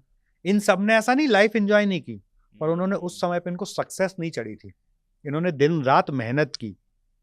आज शाहरुख खान के पास सबसे ज्यादा पैसा इसलिए क्योंकि उसने पैसा कमाने के साथ साथ पैसा इन्वेस्ट करना भी सीखा, उसने धंधा बनाया। बिल्कुल। आज विवेक ओबेरॉय भले फिल्म इंडस्ट्री में नहीं है, लेकिन पर he is very good in business. Sunil Shetty बहुत ज्यादा फिल्में नहीं करता, पर he is very good in business. Getting my point? तो मैं क्या बोलना चाहता हूं, तो राहुल रॉय को सक्सेस चढ़ गई थी और इन सबको सक्सेस नहीं चढ़ी, बस यही एक फर्क रहा। तो इन्होंने अपनी शुरुआती जीवन में, आज अजय देवगन इंडस्ट्री से ही था, ये चाहता तो कुछ भी ना करता तो भी इसकी सब कुछ चलती, पर उसने दिन रात मेहनत की। उसके फादर भले फिल्म इंडस्ट्री थे, पर उसने खुद को प्रूफ करने के लिए जान लगाई। आज आप देखो उनकी आंखें, उसकी आंखें वो बातें बोलती है जो साला एक्टर मुंह से नहीं बोल पाता, वो आंख से बोल देता है। इसके लिए मेहनत की होगी ना अजय देवगन ने। मेहनत भी होती, कभी कभी ये आपका गॉड गिफ्टेड टैलेंट भी होता है। बहुत अच्छा सवाल बोला सर आपने जी। 100% गॉड गिफ्टेड टैलेंट था, और उसको पहचानना तो आना चाहिए दोस्त। एग्जीक्यूट किया उन्होंने, तो पहचानने के लिए खुद के साथ समय बिताना पड़ता है ना। बिल्कुल। 10 जगह जाके प्रूफ करना पड़ता है। अब सफल तो तुषार भी हो सकता था, वो भी एक बड़े एक्टर का लड़का था ना, पर वो क्यों नहीं सफल हुआ? क्योंकि उसने खुद पे काम नहीं किया। बस यही एक फर्क है, जिसने खुद पे काम किया है, जिसने जाना है खुद को, खुद की क्षमताओं को, वो नेक्स्ट लेवल पे पहुंचता है, और जिसने नहीं जाना वो कहीं ना कहीं भीड़ में खो जाता है। एक और एग्जांपल ले लेते हैं हम जी। विनोद कांबली और सचिन तेंदुलकर ने सेम समय पे करियर शुरू किया। जिस समय वो करियर में थे उस समय विनोद कांबली ज्यादा सफल क्रिकेटर था, पर सचिन ने डिसिप्लिन से क्रिकेट खेला और कांबली ने डिसिप्लिन से अय्याशी की। बिल्कुल। कांबली ने अपने समय पे खूब लड़कीबाजी, खूब चैन चमकाना, खूब बाबागिरी करना, खूब दारूखोरी करना, तो आज वो अस्पताल में पड़े हैं कांबली साहब, और सचिन तेंदुलकर एक रॉयल जीवन जी रहे हैं। तो दोनों एग्जाम्पल आपके साथ हैं। सचिन तेंदुलकर ने पहले 10 साल कोई लाइमलाइट नहीं, केवल मेहनत, केवल 4 बजे सुबह जाके फील्ड पे मेहनत करनी, प्रैक्टिस करनी। उसका रिजल्ट आप देख लो। आज भी वो लाइमलाइट में कभी नहीं रहते उनको। मुझे उनकी एक लाइन बिल्कुल यहाँ पे घुसी हुई है कि सचिन जवाब हमेशा बल्ले से देता है। कभी किसी आलोचक को, कभी किसी क्रिटिक्स को उसने कोई जवाब नहीं दिया, उसने जब जवाब दिया बल्ला चला के दिया। तो रोहित भाई देखो, मैं ऐसे नाम ले रहा हूं जिन नाम को सब जानते हैं, और एग्जाम्पल ये कोई ऐसी बातें नहीं कि लोग कहे कि नहीं गलत बात है या हम जानते नहीं है, सबके सामने जग जाहिर है ये चीजें। ठीक, एक और नाम ले लेते हैं हम, गोरखपुर के मठ के मठाधीश जी, ठीक, जिनको आज लोग आदित्यनाथ योगी के नाम से जानते हैं जी। उन्होंने कई साल मठ की सेवा की, कई साल, ठीक, पर जब उनको जिम्मेदारी मिली तो आज वो वन ऑफ द बेस्ट मुख्यमंत्री हैं। बिल्कुल, क्योंकि उन्होंने जीवटता से अपने यंग टाइम पे दिन रात मेहनत करके अपने शरीर को तपाया, और जब उन्होंने शरीर को तपाया और जैसी भगवान ने उनको अपॉर्चुनिटी दी तो उन्होंने अपने आप को प्रूव कर दिया। तो ऐसे कितने एग्जाम्पल हैं। तो रोहित भाई मैं फिर से वही लाइन बोलता हूं, जीवन के जो यूथ को जो समय यंग टाइम पे मिलता है ना, मतलब जो समय 15 साल से लेके 25 साल के बीच का जो समय है ना, ये आपके जीवन का गोल्डन एरा होता है। इस 10 साल में जिसने अपने आप को तपा के मेहनत कर ली, वो योगी बनेगा, वो सचिन तेंदुलकर बनेगा, वो अजय देवगन बनेगा। और जिन्होंने इन 10 साल को अय्याशी में निकाल दिया कि कल का क्या है, आज कमाओ, कल का कल से लगा, उनको ब्रेन हेमरेज होगा, उनको कैंसर होगा, उनको ट्यूमर होगा, उनको बहुत कुछ होगा। आपकी बात मैं मान गया, ठीक है, कि आपको अपने गोल्डन टाइम पे अपने आप पे वर्क करना है, लेकिन एक बहुत बड़ी चीज़ होती है डायरेक्शन। देखो हर किसी को पता है कि मेहनत करनी है, मेहनत करने से पैसा आता है, लेकिन सबसे बड़ी दिक्कत क्या आती है कि हमारे पास डायरेक्शन कैसे आएगी। अगर एक 15 साल का बच्चा है, वो अपनी लाइफ में कुछ करना चाहता है, उसके पास कोई बैकग्राउंड नहीं है, पढ़ाई में बिल्कुल एवरेज है, तो वो अपनी लाइफ की डायरेक्शन कैसे लेके आए, वो कैसे अपने आप को समझे कि मैं किस फील्ड में सचिन तेंदुलकर बन सकता हूँ, मैं किस फील्ड में योगी आदित्यनाथ बन सकता हूँ, ये चीज़ कैसे पता करे कोई भी इंसान। बहुत अच्छा सवाल रोहित जी, मैं जो जवाब दूंगा शायद कमेंट में गालियों की बौछार हो जाए, जी। पर मैं दूंगा वही। ठीक है। रोहित भाई, 15 साल के लड़के को ये पता होता है ड्रग्स कहाँ मिलेगी। हाँ। एक 15 साल के लड़के को ये पता होता है सिगरेट कहाँ मिलेगी। हम्म। एक 15 साल के बच्चे को ये पता होता है दारू कहाँ मिलेगी। एक 15 साल के लड़के को ये पता होता है आईपीएल में सट्टा कैसे लगाना है। ये सब कुछ पता होता है, पर करियर नहीं पता होता। बताइए, जब ये सब ढूंढ सकते हो भाई साहब, तो करियर भी ढूंढ सकते हो। मैं बोलता हूं हर व्यक्ति को जीवन में कम से कम 1 साल सेल्स का जॉब करना चाहिए, चाहे वो जॉब करे, चाहे वो बिजनेस करे, चाहे वो कुछ भी कर रहा हो। मतलब ये वीडियो शूट भी कर रहे हैं ना, इनको भी 1 साल जाके सेल्स का जॉब करना चाहिए। हर व्यक्ति को 2 स्किल्स कंपलसरी सीखना चाहिए, एक मनी मैनेजमेंट और एक सेल्स। ये 15 साल के बच्चे को आना ही चाहिए। तो यदि आप रील्स स्क्रॉल कर करके पॉर्न मूवीज तक पहुंच सकते हो, तो आप यूट्यूब के माध्यम से यह अवेयरनेस भी ला सकते हो कि आप किस चीज में अच्छे हो। यदि आप सिगरेट की दुकान तक पहुंच सकते हो, तंबाकू की दुकान तक पहुंच सकते हो, दारू के ठेके तक पहुंच सकते हो, ड्रग्स तक पहुंच सकते हो, तो आप ये सारी चीजें भी ढूंढ सकते हो। एक्सक्यूज है, ब्लंडर एक्सक्यूज है, इसके पीछे कोई सच्चाई नहीं है। आज तो रोहित भाई मार्केट में इतने अच्छे अच्छे ऑप्शंस आ गए हैं। आप अपना DMIT टेस्ट करा लो, आप साइकोमेट्रिक टेस्ट करा लो, आप अपने स्किल सेट करके चेक करा लो। ऐसे तमाम ऑप्शन है भाई।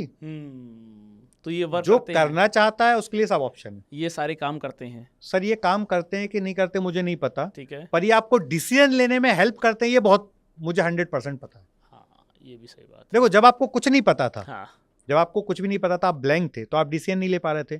किसी काउंसलर के पास गए, चाहे आपने DMIT कराया, चाहे साइकोमेट्रिक टेस्ट कराया, चाहे कोई भी टेस्ट कराया, तो वो आपको 20 चीज बताएगा, उस 20 में से कुछ तो आपको क्लिक होगा। और मैं बोलता हूं जब तक आपको डायरेक्शन नहीं मिल रहा ना, जो सामने आ रहा सब करो भाई। देखो, मुझे आज यहां बैठ के आपसे जो बातें बड़ी बड़ी कर रहा हूं ना, मुझे भी 35 साल के बाद समझ में आया कि मुझे भगवान ने किस स्किल्स के साथ भेजा और मुझे क्या करना चाहिए। पर ऐसा तो नहीं ना मैं 15 साल से 35 साल तक फालतू घर पे बैठा रहा कि जब तक मुझे पता नहीं चलेगा मुझे क्या स्किल भगवान ने दी मैं कुछ नहीं करूंगा। मैंने जो सामने आया सब किया। मैंने अपने पैतृक बिजनेस को भी किया, सोने चांदी का बिजनेस किया, मैं बिल्डर बना, मैंने मकान बनाए, मैंने प्लॉट बेचे, मैंने ट्रक चलवाए, मैंने MLM डायरेक्ट सेलिंग किया। जो सामने काम आया ना, मैं किसी भी काम के लिए सोचा नहीं कि करूं कि ना करूं, जो सामने काम आया सब किया। और कर करके 17 धंधे में मैं फेल हुआ, पर आज परमात्मा के आशीर्वाद से वो 17 के 17 धंधे के लोगों को मैं ट्रेनिंग देता हूं, मैं उनको कोचिंग देता हूं, मैं उनको मेंटरशिप देता हूं। ओके। उन 17 बिजनेस में सफल होने के लिए क्या चाहिए था ये मुझे नहीं पता था, ठीक है। पर उन 17 बिजनेस में फेल होने के लिए क्या चाहिए था मुझे डेफिनेटली पता है कि ये करोगे तो फेल पक्का होगे। तो मैं अपने मेंटीज को वही बताता हूं, भैया देख तू यहां पहुंच गया ना, अब यहां आके तू ये गलती डेफिनेटली करेगा, क्योंकि ये सब करते हैं। ठीक है। यदि तुमने ये गलती नहीं की तो तुम यहां से यहां पहुंचोगे। तो जीवन में क्या करना है इससे बहुत ज्यादा जरूरी है जीवन में क्या नहीं करना इसका पता होना। और जिसको ये बात पता होती है ना, वो जल्दी सफल हो जाता है, क्योंकि हर मिस्टेक आपको साल 2 साल पीछे भेज देती है। मतलब आप काम शुरू किए, एक गलती की, आप 2 साल पीछे हो जाओगे। जैसे मैंने आपको बताया कि 2008-9 से 11-12 के पीरियड में मुझे जीवन का सबसे बड़ा लॉस हुआ था उस उम्र के हिसाब से, ठीक, और उसने मेरा जीवन का डायरेक्शन बदल दिया। पर आज जब मैं आगे आके देखता हूं ना, तो मुझे लगता है यदि वो लॉस नहीं होता तो मैं यहां नहीं होता, मैं वही सोने चांदी की दुकान में बैठ के 150 लोगों के साथ धंधा कर रहा होता। आज देश के बड़े बड़े ट्रेनरों को मैं गाइडेंस देता हूं, बड़े बड़े लोगों को मैं ट्रेनिंग देता हूं। तो वहां तक मैं पहुंचा इसलिए क्योंकि मैं वहां फेल हो गया था। तो फिर अगर आप किसी को ट्रेनिंग दे रहे हो और उसको आप बिजनेस में फेल होने नहीं दे रहे हो, तो इसका मतलब ये तो नहीं कि आप उसको सक्सेस से रोक रहे हो। आप बोल रहे हो कि आप फेल हुए इसलिए आप इधर तक पहुंच पाए। अब आप लोगों को बता रहे हो कि भाई तुम ये गलती मत करो, तुम फेल हो जाओगे। अब जब वो बंदा फेल नहीं होगा तो आगे कैसे बढ़ेगा? बहुत अच्छा सवाल रोहित भाई। रोहित भाई देखो, फेल होने दो प्रकार की चीजें होती हैं। ठीक है। एक, मैं खुद फेल हुआ हूं तो मुझे पता है यहाँ फेल हो रहा हूं, तो यदि सामने वाले को अपन पहले ही सचेत कर देंगे तो उसका वो टाइम पीरियड बच जाएगा, तो वो ज्यादा फास्ट सफल होगा। कोई गलती तुमने की है और मैंने अपनी आंखों से देखा कि ये गलती रोहित ने की और ये फेल हो गया, तो जरूरी तो नहीं ना कि मैं भी वही गलती करके फेल होके देखूं। हाँ, right. Getting my point? Yes. तो जीवन में यदि आप हर गलती करके खुद देखोगे तो जीवन बड़ा कम पड़ जाएगा। सफल व्यक्ति वही होता है जो दूसरे व्यक्तियों की गलती से सीख ले और उस गलती को अपने बिजनेस में ना होने दे। तो यदि मैंने किसी 17 बिजनेस में फेल हुआ हूं गलतियां करके, तो मैं अब लोगों को वो गलतियां करने से रोकता हूं। फॉर एग्जाम्पल, जब मैं सोने चांदी का बिजनेस करता था, मैं बहुत उधारी में पैसा बांटता था, बहुत उधारी में धंधा करता था। जब वो उधारी डूबी तो मैं डूब गया। तो अब मैं जिनको मेंटरशिप देता हूं, मैं उनको क्या बोलता हूं, भैया धंधा 100 करोड़ मत करो, 15 करोड़ करो, पर पूरा चोखा नगद में करो। पैसा आएगा तो माल बेचना, नहीं आएगा तो घर पे पूंजी रखी है ना, शांति से बैठो।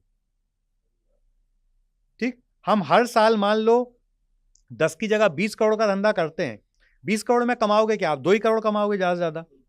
अब एक भी आदमी आपका 5 करोड़ लेके भाग गया तो आपने 3 साल क्या कमाया? तो मत करो 20 करोड़ का धंधा। 10 करोड़ का नगद में हो रहा ना, 10 करोड़ का करो। 1 करोड़ आएगा ना, वो तुम्हारा रहेगा हमेशा, वो तुम्हारी तिजोरी में रखा है, दिख रहा है तुमको। तुमने 20 करोड़ का धंधा किया और 5 करोड़ बांटा हुआ है, और वो 5 करोड़ जब डूबा तो दूसरे की तिजोरी में डूब गया। तो जो गलती मैंने की, मैं अपने लोगों को वो गलती करने से रोकता हूं, और वो रोकता हूं इसलिए आज लोग सफल होते हैं। लेकिन ये जो आप बात बोल रहे हो कि धंधा कम करो, धंधा कम करो, इसकी वजह से कितने ऐसे लोग हैं जो एक छोटे से सर्कल में फंस जाते हैं। आप बोल रहे हो कि कम धंधा करो, कम पैसा कमाओ, लेकिन सुकून से रहो। तो फिर ये जो भूख है पैसा कमाने की, ये कहाँ से आएगी? बहुत अच्छा सवाल रोहित जी। मैं ये नहीं बोलता हूं धंधा कम करो, हाँ। मैं बोलता हूं धंधा नगद में करो। ओके। मैं ये बोल रहा हूं कि आप यदि एक्सपांशन, ओवर एक्सपांशन करने में, जो हमने शुरुआत में ही बात बोली कि यदि हमें 100 रुपए का माल बेचने के लिए 300 रुपए की ऐड करना है ना, तो ऐसा धंधा मत करो कि 200 रुपए जेब से जा रहा है। आप सस्टेनेबल धंधा करो और फिर उसको स्केल करो। आप प्रॉफिटेबल बनो, फिर उसको स्केल करो। आज क्या कल्याण ज्वेलर्स वाले के पास आप जाओगे, क्या वो उधार में माल दे देगा? आप पीसीजी ज्वेलर्स में जाओगे, क्या वो उधार में माल दे देगा? आप तनिष्क में जाओगे, क्या वो उधार में माल दे देगा? तो क्या उन्होंने धंधा नहीं किया? क्या वो ग्रो नहीं कर रहे हैं? धंधा भी कर रहे हैं, ग्रो भी कर रहे हैं, तब तो 1 से 100 स्टोर बन गए ना। तो क्या वो क्या कर रहे हैं जो तुम नहीं कर रहे हो? तुम क्यों उधार बांट के परेशान हो रहे हो? यदि एक धंधा वाला सेम धंधे में, सोने चांदी के बिजनेस में, वो कल्याण ज्वेलर्स बन के 1 से 100 दुकान बना सकता है, तो उसने क्या किया जो तुमने नहीं किया? खाली वो आइडेंटिफाई करो। उन्होंने अपने ब्रांड पे काम किया, उन्होंने अपनी क्वालिटी पे काम किया, उन्होंने अपने कस्टमर के भरोसे पे काम किया। तो यही करना है उधार बांटने से। लोग क्या उधार बांटने को सबसे इजी गेम समझते हैं कि यार मैं उधार बांटूंगा तो धंधा बड़ा फास्ट बढ़ जाएगा। सबसे इजी गेम आपका सबसे खतरनाक गेम है। जब ये उधारी डूबती है तो आदमी गायब हो जाता है। मैंने सैकड़ों धंधे वालों को उठते हुए देखा, उठते हुए मतलब बाजार से गायब होते हुए देखा, जिन्होंने उधारी में धंधा किया।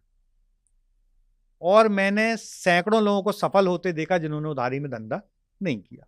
तो मैं धंधा कम करने नहीं बोल रहा हूं, मैं धंधे को डिसिप्लिन से करने बोल रहा हूं। एक ऐसी चीज़ बिजनेस आपको क्या सिखा देती है जो कोई दूसरी चीज़ कभी आपको नहीं सिखा पाती है? सर, बिजनेस आपका बहुमुखी प्रतिभा निकाल देती है। मतलब आपको अपनी प्रतिभा को जानना है तो धंधा करना शुरू कर दो। क्योंकि जब आप नौकरी करते हो ना, तो आप एक बहुत बड़ी मशीन के एक छोटे से पार्ट बन जाते हो। आपको उतना ही पार्ट का काम करने की अनुमति मिलती है। पर जब आप धंधा खुद का करते हो ना, तो आपको हर नट बोल्ट की जानकारी होती है, ऊपर से लेके नीचे तक। तो धंधा आपके दिमाग का बहुमुखी विकास कर देता है, नौकरी आपके दिमाग को एक संकुचित जगह पे ले आती है। लेकिन ये भी बात तो है ना सर कि हर कोई बिजनेस के लिए नहीं बना, हर कोई जॉब के लिए नहीं बना। हाँ, बिल्कुल सही बात है। जो मैंने पहले भी ये बात बोली, सबसे पहले अपने आप को जानो, अपनी स्ट्रेंथ को जानो। यदि आपकी स्ट्रेंथ, देखो धंधा में आप है ना सब कुछ हरा हरा देख के आते हो क्या? धंधे में सब अच्छा अच्छा है। मैं बोलता हूँ धंधा करने से पहले या जॉब करने से भी पहले ठीक है। 4-6 महीने इंटर्नशिप करो, कहीं फ्री में जॉब कर लो, कहीं फ्री में काम कर लो। यदि आप सोने चांदी का धंधा करना चाहते हो तो किसी भी सोने चांदी की दुकान वाले के पास जाओ और 6 महीने फ्री सर्विस दे दो। और उस 6 महीने में उसकी सफलता मत देखो, सही बात है। उस 6 महीने में उसके स्ट्रगल देखो, उस 6 महीने में उसके धंधे के चैलेंज देखो, उस 6 महीने में उसके एम्प्लॉय के नखरे देखो, उस 6 महीने में कौन कौन सी चीजें ऐसी हैं जो करने से धंधा बंद हो सकता है, वो सब चीजें सीखो। और वो अपने, जब आप धंधा करना शुरू करो, उन सब चीजों को सुधार लो। कितना सिंपल है। लोग जैसे ही ग्रेजुएट होते हैं ना, एक्चुअली इसको थोड़ा सा लंबा आंसर देना चाहूंगा। ठीक है। एक्चुअली सबसे बड़ा ब्लंडर हमारा एजुकेशन सिस्टम है। अच्छा। सबसे बड़ा ब्लंडर। आप जब स्कूल में थे तो आपसे क्या बोला जाता था? अच्छी पढ़ाई करो जिससे अच्छी जॉब मिलेगी। ठीक है। हाँ। जब आप स्कूल में थे तो क्या बोलते थे? अच्छी पढ़ाई करो जिसमें अच्छे कॉलेज में एडमिशन मिले। हाँ ठीक है। ठीक है। ठीक है। अब आप कॉलेज में आए तो बोला अच्छी पढ़ाई करो जिसमें आपको अच्छी जगह नौकरी मिले। इंटरव्यू हो जाए, अच्छी जगह प्लेसमेंट मिल जाए, हम्म। है ना? और जब आप प्लेसमेंट आपका हो जाता है और आप नौकरी में जाते हो, तब आपको पता चलता है अरे साला जिंदगी झंड हो गई यार यहाँ आके तो। होता है ना?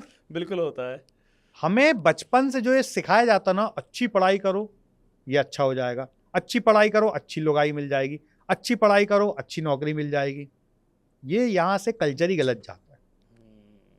पहले दिन से बच्चे को चुनौतियों के लिए तैयार करना चाहिए। अच्छा। आप बोलो भाई पढ़ाई तो अच्छी करनी है, पर जब आप पढ़ाई करके नौकरी में जाओगे यहाँ इससे ज्यादा चुनौती आएगी तुम्हारे जीवन में, उसकी भी तैयारी आज से सोचो, आज से करो।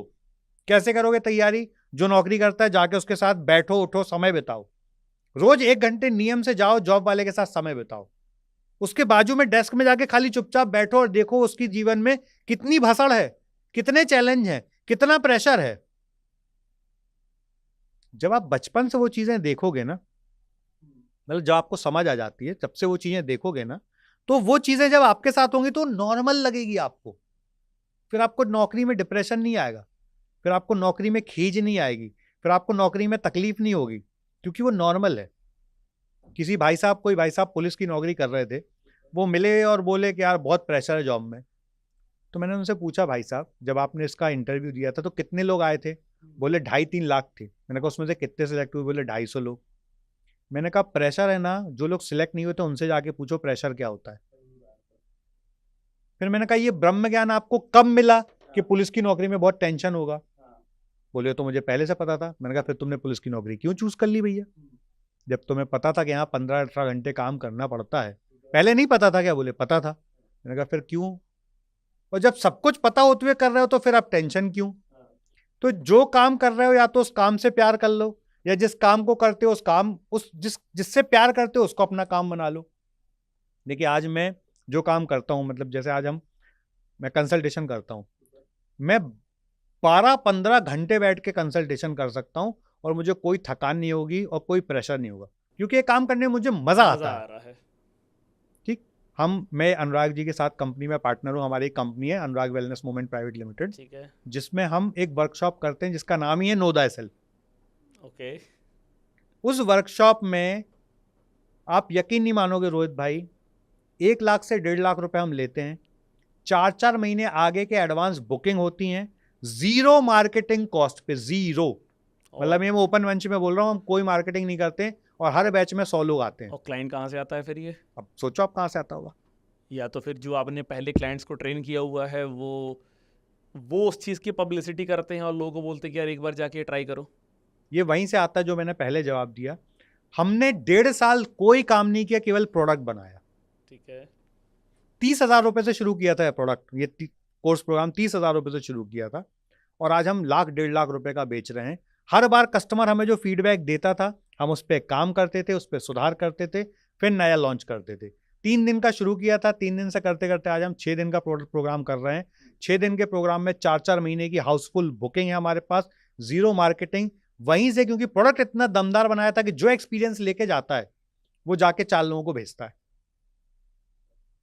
तो यदि किसी भी व्यक्ति ने प्रोडक्ट पे काम कर लिया ना, कुछ भी असंभव नहीं है। तो जो अपन चर्चा कर रहे थे ना कि एजुकेशन सिस्टम ही ब्लंडर है, वो आपको सही तरीके से प्रिपेयर ही नहीं करता है। हमें बचपन में बड़े बड़े बेतुके ख्वाब दिखा दिए जाते हैं कि बहुत अच्छी पढ़ाई करो बहुत अच्छी नौकरी मिल जाएगी, और जब आदमी पढ़ते पढ़ते वहां पहुंचता है और नौकरी करने पहुंचता है बोलता बताओ इसके लिए मैं साला 15-20 साल से परेशान हो रहा था। होता नहीं होता? बिल्कुल होता है, बिल्कुल होता है। इसी की जगह हाँ। हमारे भारत में जो संस्कृति थी वो संस्कृति थी वैदिक गुरुकुल की। जी। गुरुकुल में किताबी ज्ञान नहीं होता था, गुरुकुल में भीख मांगना सिखाया जाता था। जब आप भीख मांग के अपना पालन पोषण करते थे ना तो पूरा ईगो खत्म हो जाता था आदमी का।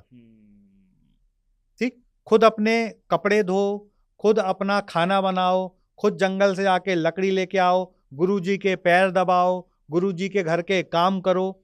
जब ये सारी चीजें करने का मौका मिलता था ना तो आपको बाद में जो ये सब करने वाले हो ना, वो आज ही पता हो जाता था, तो आज से ही ट्रेनिंग हो जाती थी। बिल्कुल। तो वहां जब आप जीवन में ये सब फेस करते थे ना, कि किसी ने धुतकार के भगा दिया, तो आपको कोई तकलीफ नहीं होती, क्योंकि आप तो बचपन से भीख मांग रहे हो, कई लोग धुतकार के भगा चुके हैं। बिल्कुल सही बात है। राजा का लड़का भी भिक्षा मांगने जाता था, बिल्कुल जाता था। तो जब उसको है ना ईगो ही नहीं था, तो जब वो राजा भी बन जाता था और वो कहीं धुतकार के कोई भगा देता था ना, तो उसको ईगो पे नहीं आती थी बात। ये तो मैं देख रहा हूँ बचपन से। ठीक, आज आपको एम्प्लॉय, आप एम्प्लॉय, और कोई भी बॉस ने आपको एक लाइन भी कोई बोल दी ना, कल सुबह रेजिग्नेशन लेटर टाइप, ये क्या है? ईगो ही तो है भाई। बाद में भले तुम्हें 6 महीने कहीं नौकरी नहीं मिल रही है, तुम दोस्तों से पैसा मांग मांग के अपना जीवन चला रहे हो, पर ईगो, साला उसने मुझे ऐसा कैसे बोल दिया।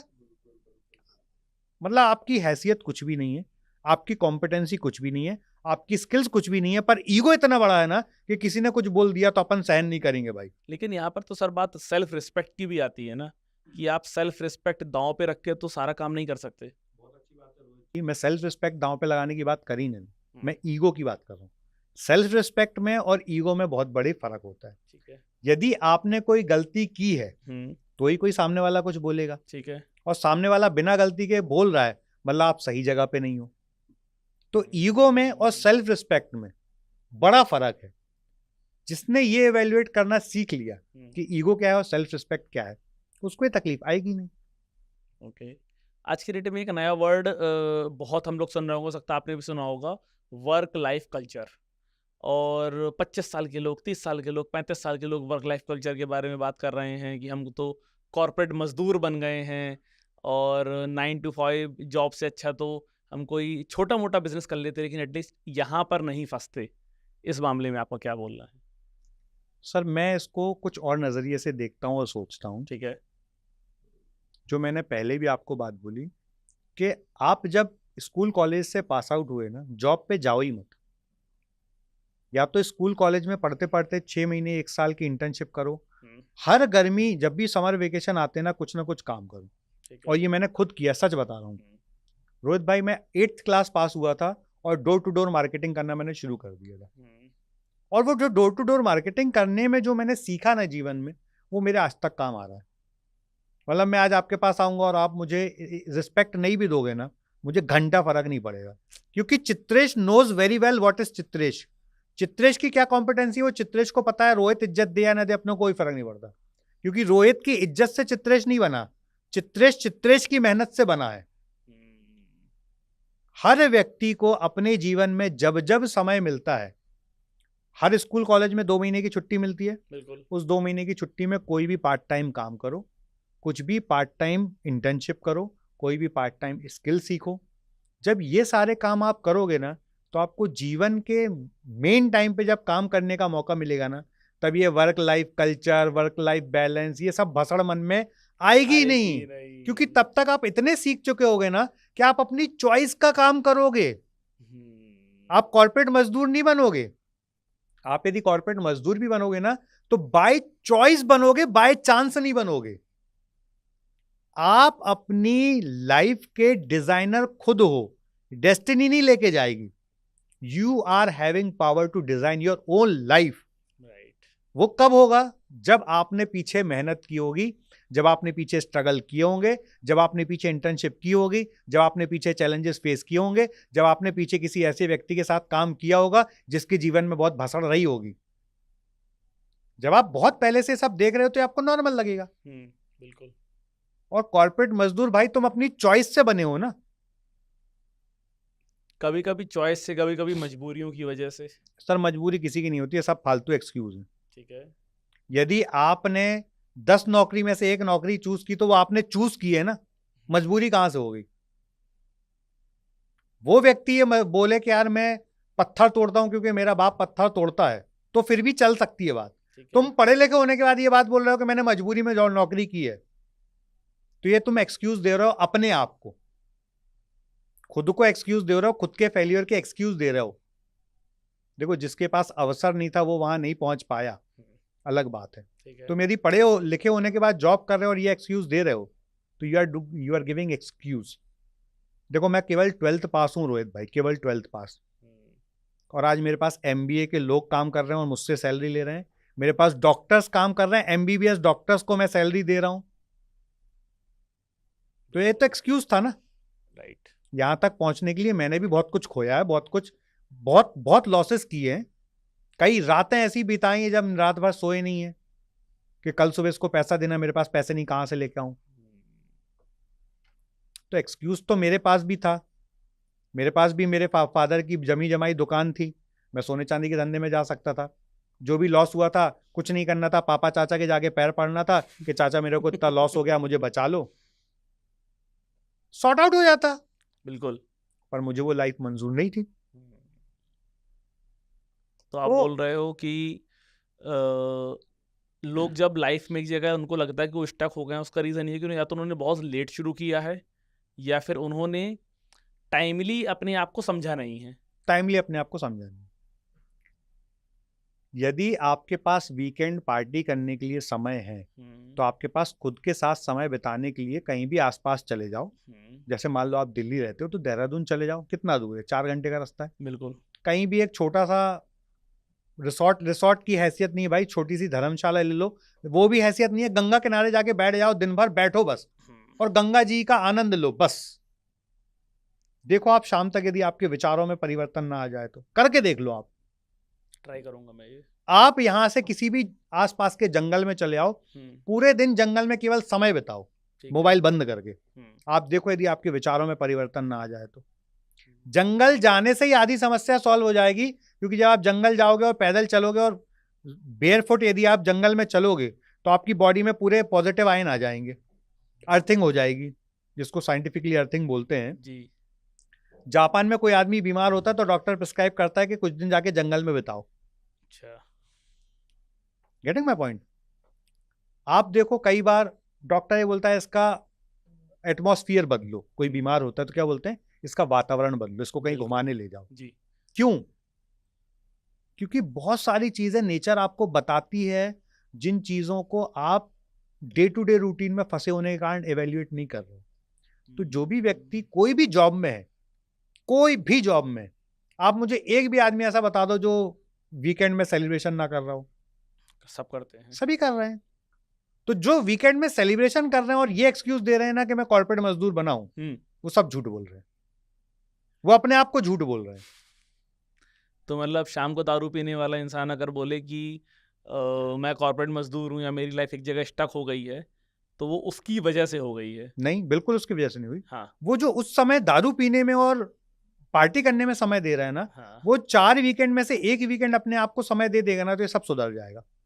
दारू खूब पियो, जितनी पीनी पियो, मैं ना नहीं कहता हूं, मैं ये नहीं बोल रहा हूं दारू मत सरकार पियो। का फायदा होता है।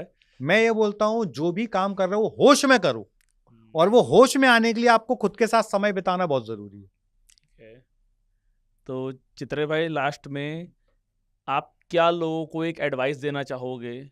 कोई किसी भी एज में हो, 15 साल का हो, 25 साल का हो, 35 साल का हो, 45 साल का हो, किसी भी एज का बंदा हो, एक एडवाइस जो उसको अपनी पूरी लाइफ में फॉलो करना चाहिए। मैं एक ही बात बोलूंगा रोहित भाई, केवल आप ब्रेक लेना सीखो बस। ठीक है। और कुछ मत करो। ब्रेक लेके अपने आप के साथ समय बिताओ, अपने आप को जानो, अपने पोटेंशियल को जानो, अपनी क्षमताओं को जानो। यदि 60 साल की उम्र के बाद भी KFC बड़ा बन सकता है, यदि 60 साल के बाद भी नायका बनाया जा सकता है, तो आप भी बना सकते हो। तो उम्र की कोई मोहताज नहीं है। मोहताज होते हैं आप अपनी स्ट्रेंथ को नहीं जानते हो। जिस व्यक्ति ने अपने जीवन में अपनी स्ट्रेंथ को जाना है, वही व्यक्ति नरेंद्र मोदी बने हैं, वही व्यक्ति सचिन तेंदुलकर बने हैं, वही व्यक्ति सफल हुए। ठीक। चित्रा भाई, ये आज का जो ये पॉडकास्ट जो लोग देखेंगे ना, तो कहते हैं ना एकदम से शिव जी का तीसरा नेत्र खुल जाता है। और इस पॉडकास्ट को देखने के बाद मुझे नहीं लगता कि ऐसा कोई इंसान होगा जो अपनी लाइफ में जो कुछ भी कर रहा हो उससे थोड़ा सा बेटर ना करे। रोहित भाई, मैं एक लाइफ इंसिडेंट शेयर करूंगा यदि आप अनुमति दो, 2-3 मिनट में। बिल्कुल बिल्कुल। रोहित भाई, मैं आज से 4-5 साल पहले तक कॉर्पोरेट मजदूर ही था। मतलब मैं कहीं नौकरी नहीं करता था, पर 100% मजदूर था। 100% मजदूर का मतलब सुबह 8:30-9 बजे घर से तैयार होकर कार निकालता था और रात में 12-1 बजे तक काम करता था। मेरे जीवन में एक बहुत अच्छे मित्र आए, अनुराग ऋषि नाम है उनका, आज मैं उनकी कंपनी में उनके साथ पार्टनर भी हूँ। उन्होंने मुझसे कुछ सवाल पूछे, उन्होंने एडवाइस नहीं दिया, उन्होंने सवाल पूछा। फॉर एग्जाम्पल, चित्रेश इतनी मेहनत क्यों करते हो? मैं कहता पैसे बनाने के लिए। चलो पैसा बहुत बना लोगे, उससे क्या करोगे? बात खत्म होते होते इस एंड पे आई कि सुकून से जिंदगी जिएंगे। तो उन्होंने मुझसे एक बात बोला कि आज सुकून से जिंदगी जी के भी तो पैसा कमाया जा सकता है। ये बात मेरे यहाँ पे जो स्ट्राइक हुई और इसने मेरे जीवन का जो शिफ्ट किया, उसने मेरा पूरा जीवन बदल दिया। आज मैं सुकून को पहले इंपॉर्टेंस देता हूं, पैसे को बाद में। और उसका ये परिणाम है, रिजल्ट है कि आज सच बता रहा हूं रोहित भाई, 50 लोग लाइन में लगे हैं कि मुझे कंसल्टेशन दो, और मैं चूज करता हूं इन 50 में से किसको चूज करूं। आप बोलो तो अभी मोबाइल उठाओ, मैं वॉइस नोट सुनाता हूं कि मेरे जो नीचे वाले टीम मेंबर हैं वो मुझे वॉइस नोट पे प्रोफाइल भेजते हैं, मैं बोलता हूं भाई इसके साथ काम करना, इसके साथ नहीं करना। तो ये तभी बन पाया जब मुझे किसी व्यक्ति ने सही सवाल पूछा और मैंने उस सही सवाल के ऊपर सोचना शुरू किया अकेले में। तो मैं खुद 12-15 घंटे काम करने वाला आदमी था, और मैं जिस दिन 15 घंटे काम नहीं करता था ना, उस दिन मुझे एंजाइटी होती थी कि यार आज मैंने कुछ किया नहीं। तो वहां से यहां आने की जर्नी में एक अच्छा दोस्त जिसने मुझसे अच्छे सवाल पूछे, एक बड़ा भाई जिसने मुझसे अच्छे सवाल पूछे, उसका बहुत बड़ा रोल था। तो जो मैंने आपने बोला एक अच्छी एडवाइस क्या होनी चाहिए, तो ब्रेक लेना हर व्यक्ति को अपने जीवन में आना चाहिए। और उस ब्रेक में कोई खर्चा मत करो भाई। तुम किसी भी जंगल में, समुंदर के किनारे, नदी के किनारे, पहाड़ों पे जाके बैठो और अपने आप को, अपने विचारों को ऑब्जर्व करो बस। जिसने इतना भी कर लिया ना, आप सर 6 महीने बाद उसकी जीवन की दिशा और दशा दोनों बदली महसूस करोगे। 6 महीने केवल। क्योंकि भगवान ने हर व्यक्ति को इमेंस पोटेंशियल दिया है, इमेंस। पर वो अपनी डे टू डे मजदूरी में इतना फंसा हुआ है ना कि वो अपने पोटेंशियल तक पहुंच ही नहीं पा रहा, वो उसका एक्सेस ही नहीं कर पाता है। और जिसने वो एक्सेस किया है ना, चुटकी बजाते रॉकेट। ये बात तो मैं आपकी मानूंगा कि जो आप बोल रहे हो कि लोग अपनी लाइफ में इतना उलझ जाते हैं कि उससे आगे की चीज़ देख नहीं पाते हैं, और जो उनको ब्रेक भी मिलता है ना, तो नहीं लगता कि यार मैं लोगों को कुछ दिखा दूं कि मैंने अपनी लाइफ में कुछ उखाड़ा है। देखो, जब ब्रेक मिलता है ना, हाँ, कुछ लोगों को ब्रेक भगवान दे देता है और कुछ लोग खुद निकालना सीखते हैं। ठीक है। जब भगवान देता है ना, तो कष्ट के साथ ब्रेक आता है, क्योंकि आप नहीं मान रहे थे हाँ, तो भगवान को जबरदस्ती देना पड़ा, ठीक तो है। कष्ट के साथ आता है। इसका मैं एक एग्जाम्पल देता हूँ। अरुणिमा सिन्हा, उसकी लाइफ में ब्रेक आया, वो चलती ट्रेन से उसको लोगों ने फेंक दिया, उसके पैर कट गए, उसके बाद उसने माउंट एवरेस्ट फतह की। शायद वो पैर वाली होती तो माउंट एवरेस्ट नहीं चढ़ने कर का भी नहीं पाती, सोचती। नहीं सोचती। तो बिल्कुल। उसको भगवान ने किसके लिए जन्म दिया था कि तुझे माउंट एवरेस्ट पे फतह करना है, पर वो सोच नहीं रही थी। भगवान ने एक ब्रेक दिया, चढ़ गई माउंट एवरेस्ट। तो ऐसा ब्रेक नहीं लो कि जो आप खुद ब्रेक ले लो, भगवान को ब्रेक मत दिलवा भगवान दो। बहुत तकलीफ देंगे जब ब्रेक देंगे तो।